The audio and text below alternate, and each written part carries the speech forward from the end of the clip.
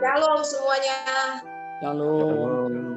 Bapak khususnya ada ibu kayak ada Tante Emma Tobing ya. Semuanya Tuhan, semangatnya masih terus ya. Memberikan waktu untuk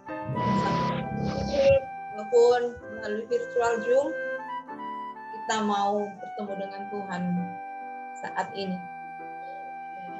Serahkan kepada hambanya. Terima kasih kesempatan yang indah ini untuk kita bisa bertemu. Selamat malam dan shalom Bapak Ibu Saudaraku yang saya kasih dalam Tuhan Yesus Kristus. Selama kita dapat suhu ya. Yo.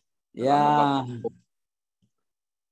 Karena keterbatasan keadaan saat ini jadi kita agak jarang ketemu, tapi puji Tuhan melalui teknologi Zoom begini kita bisa saling berbagi dan saling menguatkan.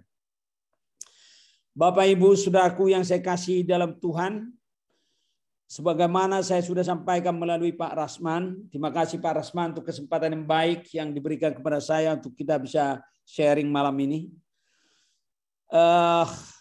Topik kita menjaga hati. Saudara, ini yang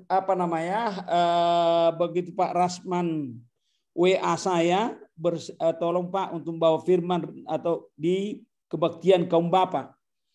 Langsung saya terpikir dan saya berdoa ke Tuhan apa yang saya harus bagikan untuk saudaraku ini semua.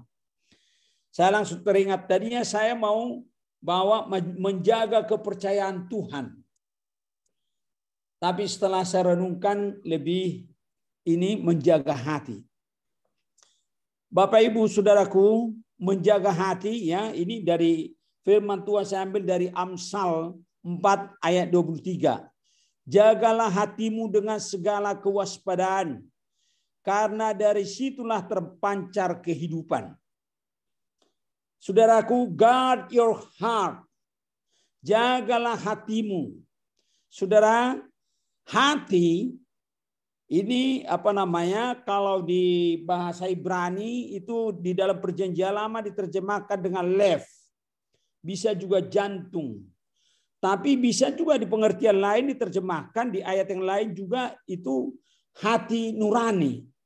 Kalau di dalam perjanjian baru dia nggak pakai lev, tapi pakai kardia dan sinidesis. Ya, sinidesis itu dalam bahasa Yunani. Sinidesis ini mempunyai pengertian ke hati nurani, saudaraku. Hati nurani. Jadi bukan hati dalam arti pengertian liver atau organ tubuh manusia, tapi kepada hati nurani. Saudaraku, apa itu hati nurani? Saya baca satu ini pengertian saudara bahwa hati nurani adalah merupakan proses kognitif pemikiran, cara berpikir yang menghasilkan perasaan dan pengertian secara rasional berdasarkan pandangan moral dan sistem nilai seseorang. Jadi di sini ada dua hal, pandangan moral dan sistem nilai. Itu yang ada di hati nurani kita. Itu berasal dari proses kognitif. Saudaraku, hati nurani ini fungsinya sebagai pegangan, ya, pegangan atau pedoman atau norma untuk menilai suatu tindakan, apakah tindakan itu baik atau buruk. Itu hati nurani. Atau pegangan peraturan konkret di dalam kehidupan sehari-hari dan menyadarkan manusia akan nilai-nilai dan harga dirinya. Jadi tetap bicara kepada nilai dan harga diri. Saudaraku, hati nurani ini yang susah saat ini ditemukan. Orang yang mempunyai hati nurani. Kalau orang yang mempunyai kepintaran, saudara, ya, yang cerdas itu saat ini saya kira di Republik kita ini tidak susah mencarinya. Tapi orang yang mempunyai hati nurani dan integritas ini yang susah nyarinya, saudaraku. Ya. Kalau orang pintar menurut hasil penelitian saudara, ya, praktis 90, kalau saya tidak salah ingat 95%, ya, itu yang ditangkap KPK itu rata-rata sarjana itu saudaraku. Bahkan yang profesor doktor ada berapa puluh persen, ya, yang ditangkap KPK itu. Jadi orang pintar sangat banyak di negara ini. Tapi yang mempunyai hati nurani dan menjadikan hati nurani menjadi pedoman atau pegangan hidup atau peraturan konkret dalam kehidupan, nah ini yang jadi susah. Sekarang menjadi pertanyaan bagi kita saudaraku, bagaimana kita menjaga hati nurani kita atau mengembangkan hati nurani kita. Meningkatkan hati nurani kita. Saudaraku, ada beberapa poin yang saya catat, saudara, menjadi renungan atau bahan diskusi kita pada malam hari ini. Yang pertama, ya, saudaraku, caranya untuk menjaga itu mengisi pikiran kita dengan firman Tuhan. Mengisi pikiran kita dengan firman Tuhan. Karena dengan demikian kita mengetahui nilai-nilai dan pedoman hidup yang sesuai dengan kehendak Tuhan. Ya, dan nilai moral itulah nantinya yang menuntun, mengarahkan hidup kita di dalam menjalani hidup. Di dalam mengambil keputusan atau menentukan pilihan dalam perjalanan hidup. Jadi yang pertama saudaraku kita lakukan adalah mengisi pikiran. Pikiran atau kognitif kita ini kita harus isi dengan kebenaran firman. Ya, supaya ini kebenaran ini nanti mengarahkan kita di dalam menjalani hidup. Nah, sekarang pertanyaan berikutnya saudaraku, bagaimana kita cara mengisi pikiran itu? Ya. Yang pertama tadi saya katakan itu untuk menjaga hati kita itu mengisi pikiran. Nah, sekarang bagaimana kita cara mengisi pikiran? Saudara, ada dua cara mengisi pikiran, saudara. Yang pertama dengan mendengarkan kebenaran. Mendengar kebenaran firman Tuhan. Di dalam Roma 10 ayat 17 dikatakan iman itu atau iman timbul dari pendengaran dan pendengaran oleh kebenaran oleh firman Kristus. Iman timbul dari pendengaran dan pendengaran oleh firman Kristus. Dengan kita mendengarkan firman Tuhan seperti pada malam hari ini salah satu proses ya mengisi pikiran kita tentang kebenaran firman yang nantinya itu akan menjaga hati nurani kita. Kemudian cara yang kedua, saudaraku, membaca firman Tuhan. Ya, saya kira semua kita sudah sangat hafal ini ya firman Tuhan saudaraku, itu di 2 Timotius 3:16.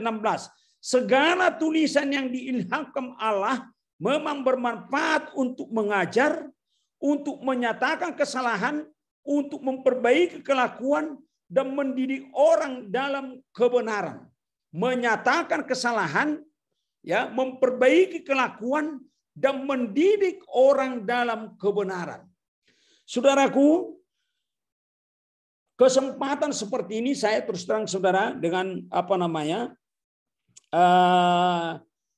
sejak COVID ya, itu sebenarnya saya sendiri terus terang saudaraku, saya udah baca firman Tuhan dari Kejadian sampai Wahyu. Tapi sejak COVID saya akan baca ulang lagi dalam teks bahasa Inggris. Dan nanti rencana saya, puji Tuhan ini udah mendekati selesai. Dan rencana saya nanti saya akan baca lagi nanti dalam teks bahasa Batak. Saya mau belajar, saya gunakan kesempatan ini untuk belajar firman Tuhan, untuk membaca firman Tuhan. Karena keadaan ini, karena sekarang keadaan atau situasi pandemi seperti ini membatasi gerak kita keluar sehingga kita banyak di rumah. Nah, ini kita kesempatan untuk belajar, untuk membaca firman Tuhan. Dan saudaraku, terus terang aja, jam doa saya pun sekarang saya betul-betul saya tingkatkan. Saya manfaatkan keadaan ini membentuk diri saya, membentuk hati saya untuk semakin dekat kepada Tuhan. Kalau dulu karena kesibukan ya saya hanya kadang-kala saya sekedar baca, tapi sekarang saya berikan waktu untuk doa syafaat itu setiap malam antara setengah jam sampai 1 jam, khusus doa syafaat. Kalau pagi ya itu 2 pagi, kadang-kala kalau saya misalnya terlambat bangun 2 pagi yang dipimpin oleh Pak Eras, ya saya kan 1 ruh biasa saja, bangsa setengah jam. Nah, ini saudaraku salah satu cara kita untuk bisa menjaga hati. Kita isi terus pikiran kita ya akan kebenaran firman Tuhan. Karena itulah nanti yang menuntun kita tak kala kita menghadapi masalah dalam perjalanan hidup. Tadi udah sempat bincang-bincang sebentar dengan Pak Pendeta David Adam ya tentang keadaan kita saat ini. Saudara, ya kalau saya sendiri terus terang aja ya, apa yang terjadi saat ini kita hadapi di luar sana ya, mungkin Bapak Ibu juga tahu ya bagaimana ramainya sekarang ada masuk YouTube sampai hampir mempermalukan segala segi. Saya pikir aduh Tuhan, kenapa bisa terjadi begini ya? Padahal ini sebenarnya semua orang-orang yang layak bisa dipercaya selama ini ya, karena mereka juga pengkhotbah yang handal. Tapi kok bisa seperti itu gitu loh? Kok bisa seperti itu? Nah ini saya juga belum dapat jawaban sampai saat ini. Jadi memang kalau kita nggak bisa menjaga, saudaraku, menjaga hati kita, ya seperti firman Tuhan katakan itu, kalau iblis itu sudah keluar dari satu rumah dan kemudian dilihat lagi rumah itu kosong, dia akan bawa temannya 7 orang lagi, ya. Sehingga orang itu bisa lebih jahat daripada yang semula sebelum dia bertobat. Nah ini bisa terjadi saat ini saudaraku. Jadi nggak heran kita kalau melihat misalnya mantan pendeta bisa jadi penjahat. Tidak heran saudaraku. Ya. Kayak di Surabaya itu kalau saudara ikuti ya, itu ada pendeta itu yang memperkosa jemaatnya itu. Ya karena itu, dia tidak bisa menjaga hati. Ya. Nah ini sangat perlu saudaraku kita menjaga hati. Jadi yang pertama tadi saya katakan mengisi pikiran kita dengan kebenaran firman Tuhan. Melalui pendengaran dan melalui membaca kebenaran firman. Kemudian hal yang kedua saudaraku, bagaimana kita menjaga hati? Di sini saudaraku, kita harus melakukan firman. Kalau saya katakan tadi, sempat saya singgung saudaraku bahwa berkhotbah itu, ya mohon maaf ya, dulu saya pernah bicara dengan saudara ya. Ada seorang pendeta, saya nggak usah sebutkan dari gereja mana, ya. Itu mereka abang beradik aja, kakak beradik itu semua huru hara. Jadi terus kita ngomong sama pendeta ini, ya kalau bisa Pak Pendeta ya jangan ikut-ikutan lah. Ya gimana lah kita menjadi saksi. Kan kita ini kan pendeta. Apa dia jawab saudaraku? Dia sarjana teologi. Apa dia jawab? Kalau khotbah itu katanya itu dipelajari.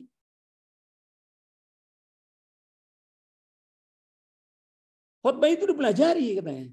Jadi saudaraku, pendeta itu jadi profesi. Jadi bukan lagi panggilan, bukan lagi calling. Jadi bukan untuk dilakukan, tapi untuk dipelajari, untuk bagaimana cara berkhotbah yang baik, belajar dia homiletik dan segala macam, ya. Bahkan sekarang para pendeta banyak lebih cenderung kepada seperti motivator, ya. Jadi bukan lagi untuk menjadi contoh hidup. Saudaraku, di dalam firman Tuhan dalam Yakobus 1 ayat 22 sampai 25 demikian dikatakan firman Tuhan, tetapi hendaklah kamu menjadi pelaku firman, dan bukan hanya pendengar saja. Sebab jika tidak demikian kamu menipu diri sendiri. Sebab jika seorang hanya mendengar firman saja dan tidak melakukannya, ia adalah seumpama seorang yang sedang mengamati mukanya yang sebenarnya di depan cermin. Baru saja ia memandang dirinya, ia sudah pergi atau ia segera lupa bagaimana rupanya. Tetapi barang siapa meneliti hukum yang sempurna, yaitu hukum yang memerdekakan orang, dan ia bertekun di dalamnya, jadi bukan hanya mendengar untuk melupakannya, tetapi sungguh-sungguh melakukannya, ia akan berbahagia oleh perbuatannya. Saudaraku, firman Tuhan lain dengan kita belajar belajar psikologi. Ya, kalau psikologi, kalau misalnya kita baca ilmu psikologi, kalau misalnya begini sifat seseorang gitu ya. Kita hanya mempelajari ciri-ciri orang dari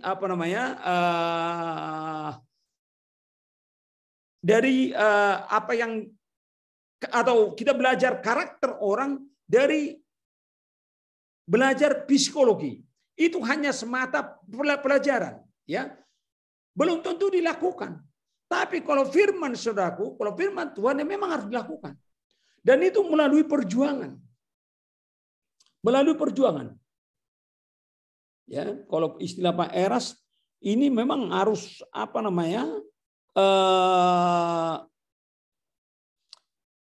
harus ada tekad yang bulat. Kalau istilah beliau yang paling tepat itu nekat. Saya terus sengaja belum senekat itu, saudaraku. Belum. Saya kadang-kadang ya di dalam menjalani hidup kadang-kadang masih terpancing ya. Dan misalnya kalau ada sesuatu yang membuat saya ini masih kadang-kadang, waduh, kalau udah ini langsung terpancing, terbawa. Nah, setelah itu baru menyesal. Setelah menyesal, kita, oh Tuhan, ajar saya, didik saya Tuhan, aku mau bertobat, aku mau berubah Tuhan.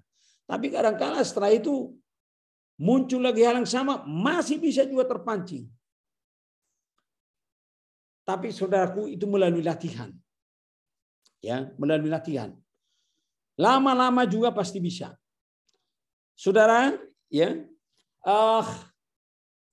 Saya teringat dulu waktu saya masih SMA itu mungkin dia ada di antara saudara yang mungkin mendekati sebaya saya waktu SMA ya. Dulu waktu masa-masa kungfu ya. Saya paling suka nonton film kungfu dulu waktu saya masih SMA itu. Ya nonton di bioskop sekali seminggu lah kita karena itu kemampuan kan. Jadi ada dulu kalau setelah ini itu ada namanya, saya selalu ingat karena saya paling senang itu bintangnya itu namanya Fusen. Ya dia jagoannya itu. Jadi kehebatan dia ini kalau dia latihan saudaraku, itu pasir itu digoreng sama dia, ya ditaruh di kuali, taruh pasir, kemudian digoreng sama dia terus api besar pakai tangan sampai panas. Akhirnya tangannya itu jadi kepalan saudaraku. Kepalan, jadi kepal betul, jadi nggak ada rasa lagi. Ya sama kalau waktu dulu juga kita misalnya, karena saya juga sempat waktu sama latihan karate. Jadi kalau push up itu harus pakai gini di kepal tangannya, push up gini terus sampai bisa berapa puluh kali. Dan ini bisa jadi kepalan. Pertamanya sakitnya bukan main. Sakit sekali.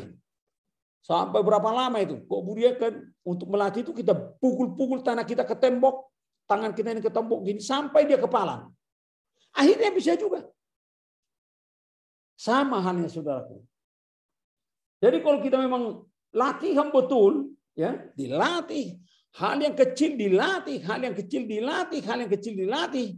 Waduh, nah, itu lama-lama akan terbentuk karakter dan kepribadian kita, ya, sebagaimana yang Tuhan kehendaki. Kalau misalnya di jalan saudara, saya terus terang aja, kalau saya dulu saya kalau bawa mobil saudara, kalau ada misalnya tukang ojek itu gerusa-gerusu, main potong main ini, saya bisa kejar itu saudara. Saya kejar itu tukang ojeknya, saya dari belakang. Saya masih ingat itu dulu saya bawa di Kalimalang itu saya pakai hardtop yang itu tanduknya segede gaban itu di depan. Nah, terus karena kalau Kalimalang itu dari Bekasi, saudaraku, itu dulu macetnya setengah mati dari sana. Jadi jalur kita datang dari Kalimalang ini ke arah Bekasi ditutup mereka. Oh, saya hantam itu sampai menjerit-jerit. Saya papas habis. Sampai loncat-loncat. Nah, tapi saudara, lama-lama dia apa sih? Kok jadi bodoh saya ini ya? Kok jadi bodoh saya ini? Kok jadi begini ya? Lama-lama, saudaraku, itu akhirnya kita pikir dulu kita hebat, itu jadi kebodohan. Nah, ternyata bisa juga. Bisa juga akhirnya. Jadi kalau sekarang saya disenggol ini, ngamuk supir saya misalnya, mau turun dia, kalau disenggol ini saya bilang, udah nggak usah kamu layani itu.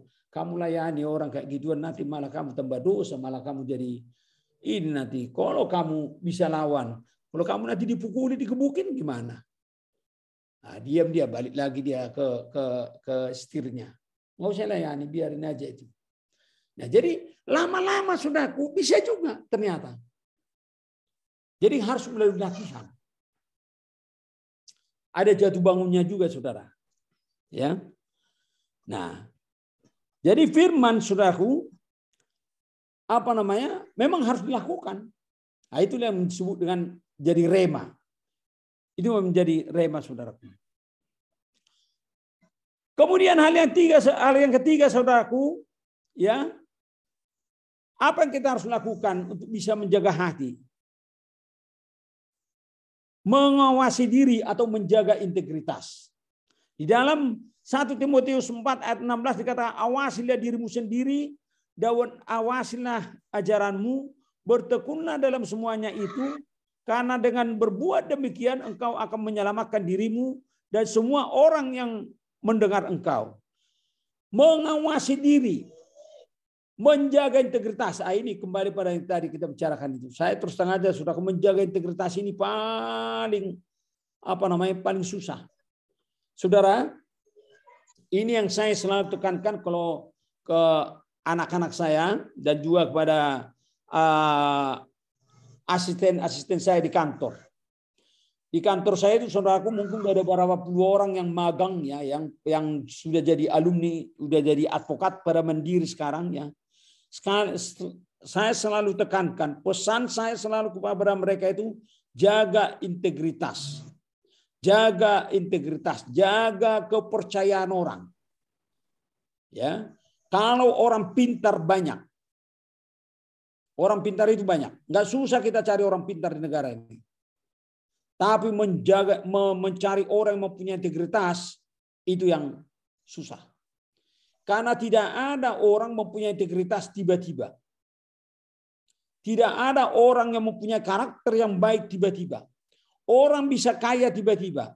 Orang bisa miskin juga tiba-tiba. Tapi orang tidak pernah tiba-tiba pintar, tiba-tiba mempunyai karakter yang baik atau integritas yang baik. Itu mulai latihan. Begitu, karena kalau kami, saudaraku, ya, kami jadi advokat ini, ya, orang mempercayakan masalahnya kepada seorang advokat, ya, orang mempercayakan, diserahkan sepenuhnya, rahasia pribadinya diserahkan, makanya ada kode etik menjaga rahasia klien. Jadi, saudaraku, kalau misalnya seorang advokat menjadi pengkhianat, ya, menjadi membuka rahasia kliennya, oh betapa celakanya, saudaraku. Mungkin Bapak Ibu baru-baru ini pernah juga dengar atau tonton atau baca di berita, ya, itu pengacaranya si Richard Lee itu yang tukang ngulas kulit itu, ya, skincare itu. Ya, itu namanya sorry Pak Rasman, namanya juga Pak Rasman Nasution, ya. Dia buka borok kliennya di depan umum. Itu melanggar kode etik itu, saudaraku. karena si Richard Lee ini ganti pengacara. Oh, itu tidak bisa. Itu ciri-ciri pengkhianat. Ya. Nah, kita sebagai anak Tuhan, saudara, harus bisa menjaga integritas. Harus bisa menjaga, mengawasi diri kita. Ya. Menjaga kepercayaan yang Tuhan berikan kepada kita. Nah, inilah sekarang yang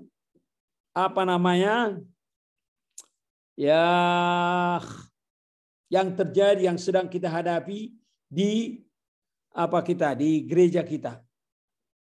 Dan ini menjadi bahan atau beban doa kita, saudaraku ya.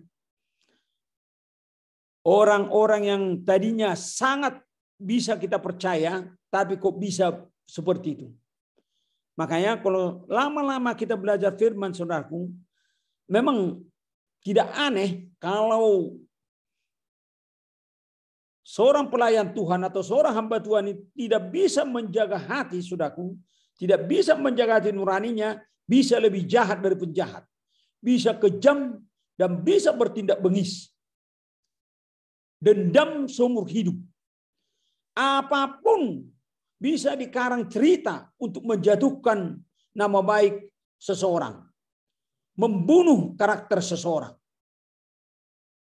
Padahal seseorang itu adalah dulu bapaknya, dulu yang membesarkan dia. Itu bisa terjadi, saudara. Itu bisa terjadi. Ya. Kalau saya, saudaraku, mohon maaf ini, kalau misalnya klien saya pindah pengacara atau saya tidak sepakat dengan pengacara saya, dengan klien saya mundur. Lebih bagus saya mundur. Sorry, saya nggak sepakat dengan Anda, ya, misalnya dalam hal tertentu atau cara menanganinya, ya, saya mundur. Dan saya komit tidak akan pernah membuka rahasia klien saya kepada siapapun. Ya. Dan inilah salah satu yang mungkin saya sudah pernah juga saksikan kelemahan di gereja-gereja tertentu. Kenapa lembaga konseling tidak begitu efektif? Terus terang, saudaraku, kalau saudara pergi ke pengadilan itu, ya, orang-orang Kristen begitu banyak bercerai di situ. Saya pikir, ya, di mana gereja, ya? Di mana bergereja selama ini? Kok bisa?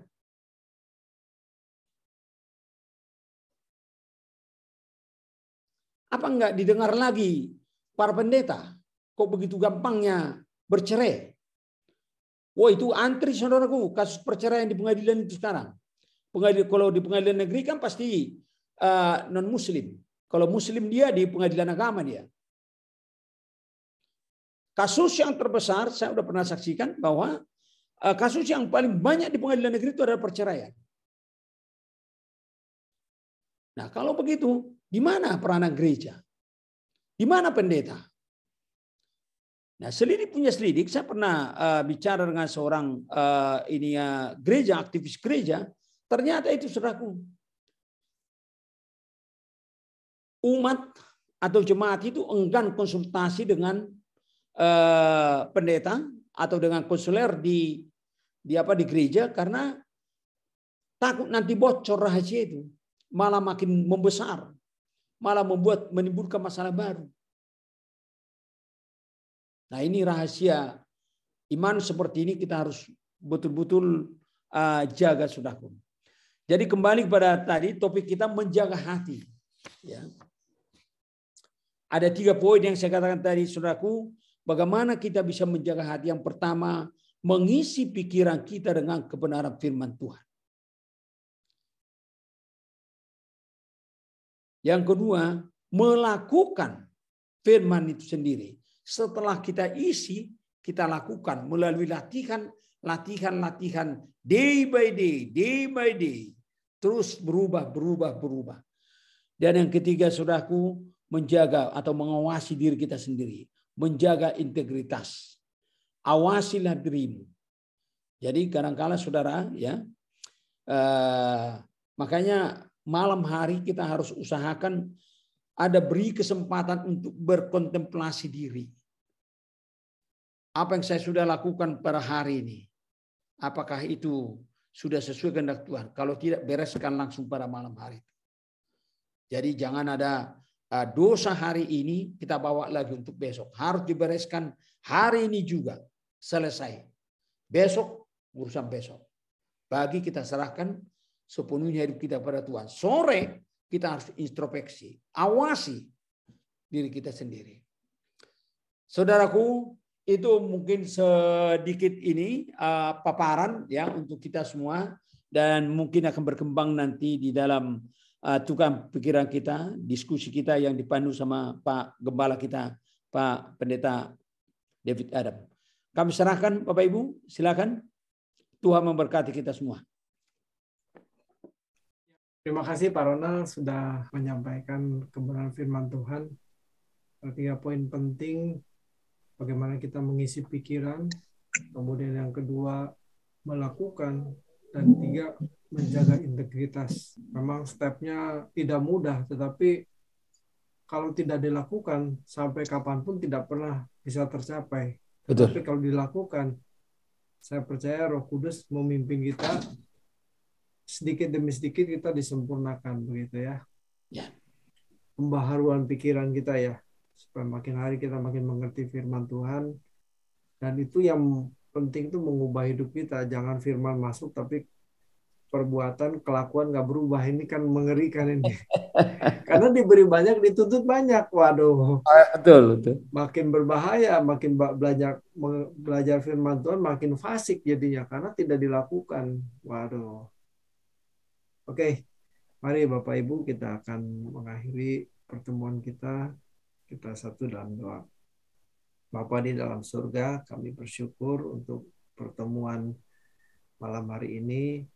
Terima kasih untuk pembelajaran yang banyak sekali kami dapat, dan biarlah pengalaman demi pengalaman yang di-sharingkan malam hari ini, khususnya yang disampaikan oleh Pak Ronald Simanjuntak, biarlah ini boleh memberkati kami semua Tuhan. Engkau memberkati setiap kami yang hadir malam hari ini, biar Roh Kudus menolong kami, memberikan pencerahan, menjelaskan lebih jelas lewat setiap peristiwa kehidupan yang kami alami. Terima kasih Bapa, terpuji namamu. Kami mengakhiri ibadah kami malam hari ini, dan mari Tuhan memberkati kami. Kalau sebentar kami mau beristirahat, Tuhan menjaga, melindungi kami sepanjang malam hari ini. Terpuji namamu. Di dalam nama Tuhan Yesus kami sudah berdoa dan bersyukur. Haleluya. Amin. Amin. Amin. Ya, terima kasih semuanya. Terima kasih semuanya. Terima kasih, selamat malam. Ya, Pak David, Pak Cipto, Pak Ronald semua ya. Terima kasih.